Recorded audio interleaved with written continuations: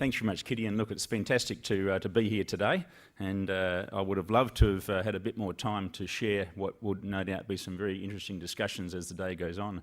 Can I thank Barry Maguire also for the welcome to country, and in doing so I'd like to acknowledge the traditional owners and highlight our collective responsibility to ensure the first Australians share in the prosperity of Western Australia. Can also acknowledge the Premier of Western Australia, Colin Barnett, the Honourable Brendan Grills as a member for Pilbara, to Melissa Price as a member for Durack, the members from the KDCCI here, and also the Pilbara Development Commission, Directors General, and obviously a number of groups representing various business interests, particularly in the small business sector. This forum, I think, is a fantastic opportunity, as the Premier said, to bring your story down south and to tell the broader community and to share with the broader community the opportunities helps to keep promoting, no doubt just promoting what you did, but also having other people telling the story and sharing that wider to ensure that the opportunities that present in that part of the world carry on. I've had the good fortune of being able to go overseas on a number of opportunities, I guess agriculture in past times, but in recent times talking to various groups about investment interest in Western Australia. And when you go into China in particular and talk to the people there that have had links with Western Australia, they describe Western Australia as an iron ore mine, or a dust bowl if you like. And it's probably not surprising given their connection to the resources sector here and the fact that that's what they've seen and that's what they've been a part of. And I guess if you went up to places like Karratha and Port Hedland and Mount Newman in the past in particular, that's the conclusion you would come to. Hadn't been to other parts of the state. And I guess even people that live in our city of Perth here, and certainly people that live in the eastern states, would have that same view. And I think what's already been described this morning as what's been a significant transformation from that time and that viewpoint to what the city of Karratha represents now has been a substantial change. The Pilbara City's vision in May 2009 launched the starting point of a substantial transformation that now means the city of Karratha can rightly take its place in the middle of what is a significant economic driver, as the Premier just described, for Western Australia and indeed in the nation. And I guess it's in no small part that the state government's Royalties to Regions program has supported that, $1.7 billion, to do a whole range of projects and infrastructure to support that growth, and wherever possible teaming up with the private sector to ensure that we get best bang for buck in terms of that investment. And there's been a few of these already talked about, but if we go down the list of infrastructure projects, in the Karratha CBD itself, $176 million of Royalties to Regions funds. It's realigned roads in the central business district, landscape public spaces, ensuring that Karratha now actually has a proper main street rather than what it had before. Undergrounding power, total project cost of $210 million, $175 billion from the R4R program supporting undergrounding power, which is what all modern contemporary cities have, but also with the benefit of the fact that you're in the cyclone zone, and that means that there's less downtime from those sort of events as they come through. On the land and housing front, the Lazy Lands program, a $400,000 Royalties to Regions program, identified 61 parcels of underutilised and surplus Crown land to make available and bring to market to try and support development in Karratha. And some 23 sites have been put to market for housing development, and that's yielded something like 200 dwellings. So again, a little program, Lazy Lands, coming to meet the challenges of Karratha's growth. The service workers accommodation, $30 million of Royalties to Regions funds, allowing at a time when the community could not support a basic workforce in small businesses because of the cost of accommodation, the cost of living in Karratha, to have service workers accommodation, actually targeting that marketplace, allowing 250 small businesses employees actually being able to afford to live in Karratha to support the businesses that they work in. The Pelago development, I'm going to come back to this in a second again, but a landmark development at the end of the main street. When you look at it from the top of the hill, sitting up near the water tank up there, you can truly get a vision now that the notion of a population of 50,000 by 2035 is indeed a reality, and the notion of having a city looking like a genuine city is actually very, very believable. As far as community facilities goes, the Karratha Leisureplex, $65 million project, supported by $30 million from royalties to regions, better than anything you'll find in Perth, as the Premier said, allowing the people that live there, the families that live there, to have some of the services and the amenity that are commensurate with some of the better cities we have in Australia, which helps people make the choice to actually live and stay and bring up their kids in those communities. The Dampier Community Hub, an $18 million project, again supported $6.5 million from royalties to regions funds, replacing tired existing facilities and actually putting in place a 70-place childcare centre. Again, another little piece in the jigsaw which supports a part of the community to have people making the decision to have their families stay there and to bring up their families in those communities. As already has been mentioned, the Karratha Senior High School, a $9 million development, and of course in the CBD now we have the Karratha Health Campus, $207 million R4R funded project in the CBD of town, helping to activate that area, but also a very, very critical piece of infrastructure, which again has people making the decision to say, because we have those services in our community, we actually want to stay and live and bring up our kids in these areas. And I think when you go over that list of things I just talked about, education and health are a couple of critical points, because it's those things that will be critical to people making that decision that I talked about. The single biggest challenge in Karratha in recent years has been affordable housing. With what's happened in the resources sector, the affordable housing challenge has been a huge challenge. It met with a lot of public debate, it met with a lot of parliamentary debate, and it was a huge nut to crack. And I guess the steps we've taken towards that to try and get to a level of normalisation, as you might call it, in my view have worked. Because when we look back on what's happened in the last 5 years, and I'll use a couple of examples, we've gone from, in September 2011, the average advertised rents in Karratha in September 2011 were $1,784 per week, over $1,700 a week. Currently, they are $838 per week, half of what it was, but of course still probably twice what it is in the city of Perth here.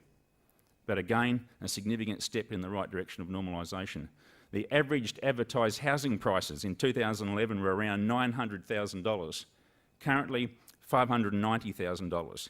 Now there's more owner-occupiers rather than investors, in other words, people making the decision to actually see Karratha as home. In the latest regional price index, which is our measure of cost of living in these communities, we've seen a drop-off in the cost of living, or the regional price index for Karratha, of 13%. So again, a very objective measure of what the cost of living is on a whole range of different parameters has come down by 13%. As a product of that, we're also seeing school enrolments go up. Another fantastic measure of people's response to what's happening in the city of Karratha. In 2011, this is in the Pilbara area, 9,278, gone up to 9,689 in 2014, an increase of 4.5% between 2013 to 2014, 4.5%. If you're going to pick out a KPI to measure what's happening in your communities, kids going to school is a pretty good one, because that's young families making a choice. They will move for their kids. And if they're choosing to move there with their kids, you know that you're getting something right. The Pelago development, as you know, has got some attention recently, and a very, very strong, what I would probably call a smear campaign on an investment decision that the government made.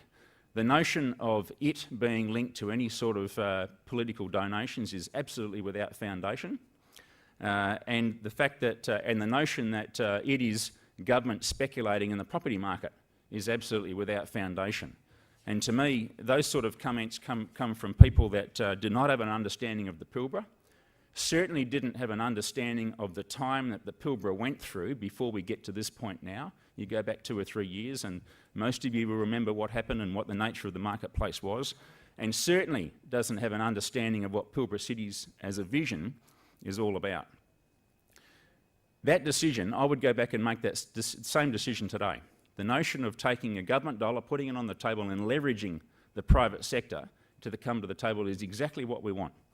The discussions that we're going to be, or you're going to be having today, are all about trying to get private sector investment into that community. If the government can put its little stake in the game to try and attract that and partner up for that to happen, then that's a really, really good outcome. The notion of just getting $1 and going buying something, and that's it, doesn't, in my view, share or leverage the opportunities that we have, and particularly for a place like the Pilbara area. And the notion that putting luxury apartments in Karratha is unacceptable when it's acceptable to have luxury apartments in the city doesn't stand fair with me either. And now you've got, if you're going to have a city and you're going to be genuine about it being called a Pilbara city and a city of the north, all those things are a part of the mix. That has been, the Pelago East is 178 units coming to market. There's opportunity there for, has been opportunity there for people to pick up key start loans and purchase into that, but also government employees using that site. And as far as I'm aware, all of the private sector owned ones are actually rented out. We've also just recently secured an arrangement, an agreement with WA Country Health, whereby with the development of the health campus, they will be utilising for their workforce the units that are available in Pelago East, and in the next 6 to 12 months you won't have any vacant accommodation units in the Pelago East development.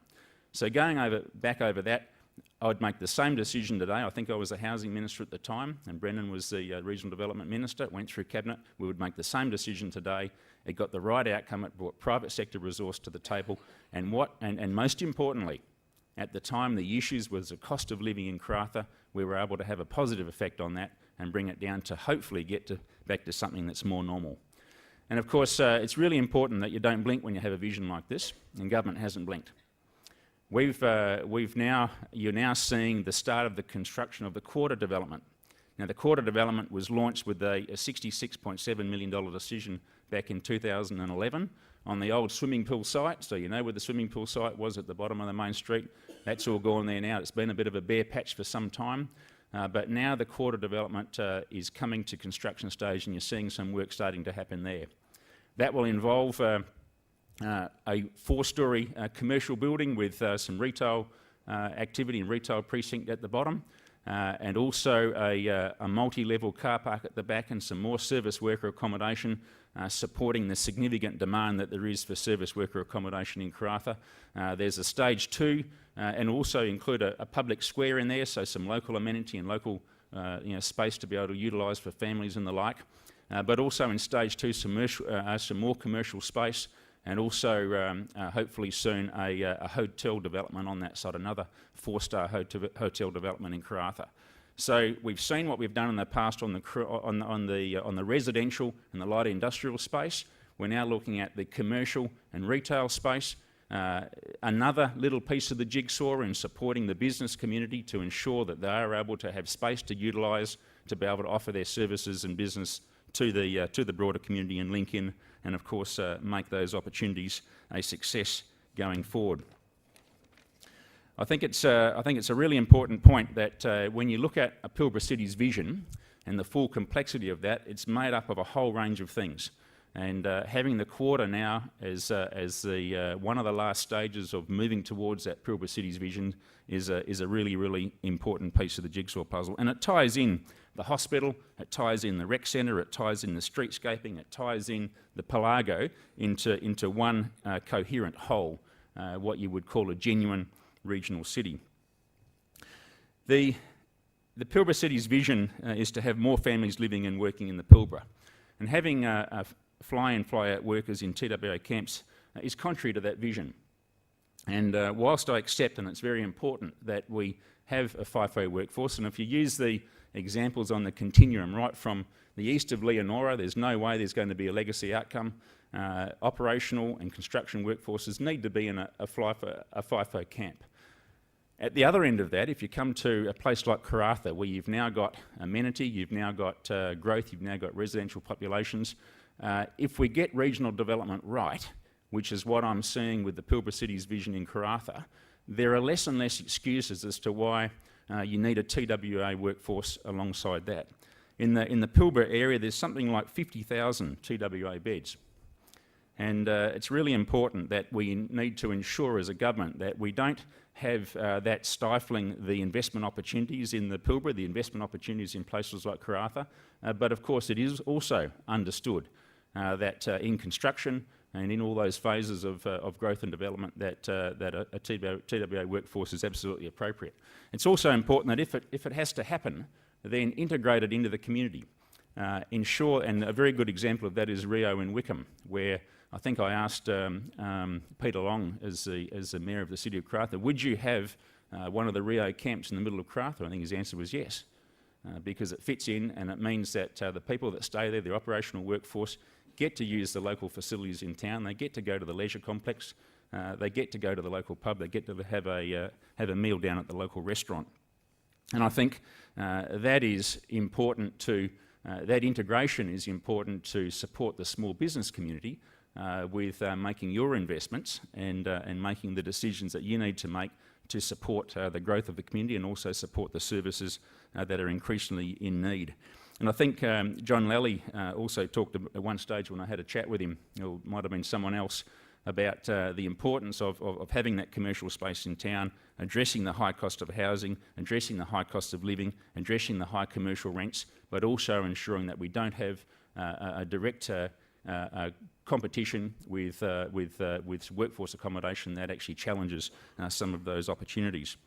A couple of other areas, the Premier mentioned tourism. I think this is one of the ones that's got huge scope going forward, and to some extent that's been crowded out by the resource sector growth in recent times. When you go through the Karratha region and look at the assets that are there, the Dampier Archipelago, Hearson's Cove, the Burrup Rock Art, historic Cossack, Point Samson, fishing, camping, four-wheel drive, Indigenous experiences. You've got a list that most regions would love to have. Also the resources sector itself, to go out and look at the joint venture, to look at the mile-long trains. Those are assets in their own right. And what's happening now is the Pilbara, there is a Pilbara tourism product development plan coming together with the PDC, Tourism WA and the Pilbara Regional Councils coming together to put a plan as to how we might capitalise on the tourism opportunities. It's easy to see that a place like that historically might not have been a tourist attraction, but when you list off the assets, that's another story altogether. And I think tourism is one of those areas that is more than likely going to come to the fore as a diversification opportunity for an economy that, of course, has been largely built and quite rightly built on the resources sector. The other one is agriculture as a diversification opportunity. In a lot of the mines now, they're having to dewater those mines, significant high-quality water coming out of those mines. The sharp point of that is probably the Marandoo Rio mine next to Mount Bruce. 20 to 30 gigalitres of water they have to dewater in order to access their resource. They've chosen to invest in an agricultural opportunity themselves because they don't want to have the risk of someone else being there and maybe tripping up on the dewatering and hence holding up on their production. But 17 centre pivot irrigators, 30 to 40,000 tonne of fodder a year going back onto their stations. It brings the sustainability of the pastoral leases again back into light. But if you multiply that through a number of other areas in the Pilbara, there's a huge opportunity. 200 to 300 gigalitres a year of water. All of Perth's use is in the order of 300 gigalitres. So again, an opportunity. We've invested some resources, I think $12.5 million into two agricultural projects, pilot projects, a couple of 2 38-hectare projects inland to look at and prove up the opportunity that sits around that. If you can de-risk it by proving up the water, if you can de-risk it by saying these are the sort of things you can do and grow, then again you've got a chance to bring the private sector resource to the table. So in summary, we believe as a state government we've made a significant and rightfully deserved investment into the city of Karratha. The Pilbara City's vision truly is transformational from when you look at that decision back in May 2009 to where it's at now. Anyone that's seen it in the past and goes back now is indeed captured by what's actually happened and changed. And when you see those numbers that I just talked about people choosing to have their kids go to the school and the population growing, student population growing by 4.5% from 13 to 14, that is a really good measure of the fact that we're getting it right in terms of the cost of living, we're getting it right in terms of the amenity, we're getting it right in terms of the health and education services, that help make people make decisions to live and work and bring up their kids in the city of the north. So with the plans and infrastructure in place, Karratha is ready for the next uptick in investment cycles. Karratha is ready to take on the mantle as a major northern city of Australia. Thank you very much.